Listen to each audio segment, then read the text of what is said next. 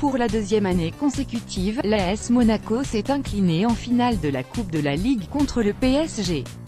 Une défaite large, encore une fois, dans laquelle sa défense a coulé comme assez plus sombre en Ligue des Champions, cette saison. Peu de Monégasques sont à ressortir de cette finale ratée. Daniel Subasic, 3. Il ne peut pas grand-chose sur le penalty de Cavani, ce qui n'est pas tout à fait le cas sur le but de Di Maria et sur l'ensemble de ses sorties peu assurées. Une très mauvaise relance qui ne profite finalement pas à Cavani mais qui illustre bien une prestation d'ensemble peu reluisante. Djibril Sidi B, 3. Il a manqué de justesse dans ses choix offensifs et a laissé beaucoup d'espace dans son dos. Un déchet inhabituel dans la moitié de terrain adverse où il s'est heurté à un duo Berchiche-Kimpembe de haut niveau. Kamil Glik, 3. Il provoque le pénalty en fauchant Mbappé dans la surface dès l'entame de la rencontre.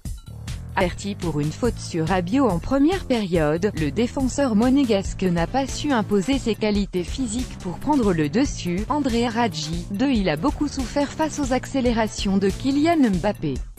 Le latéral monégasque n'a quasiment jamais été en posture d'amener offensivement mais s'est montré trop friable dans sa moitié de terrain.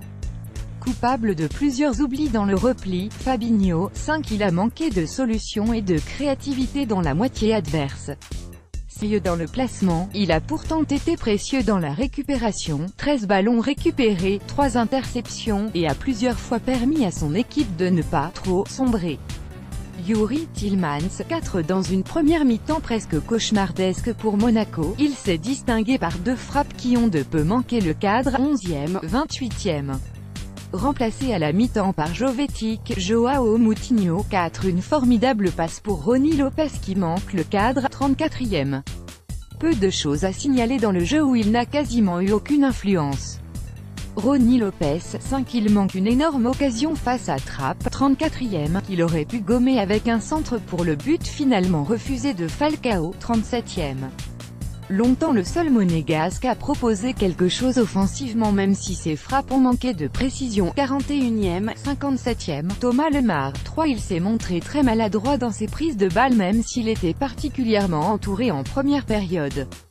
Trop inefficace dans les 1 contre 1, il ne s'est mis en avant que pour une reprise de volée bien détournée par Trapp, 20 ballons perdus, total le plus élevé de la rencontre. Radamel Falcao, 4. Son but de la tête en devant Santiago Silva et Trapp aurait pu être validé et aurait donné un autre relief à son match où très peu de ballons ont été exploitables. Une frappe pas assez enroulée, 29e, pour seul autre fait d'arme, Julien Kellen, au Matmut Atlantique.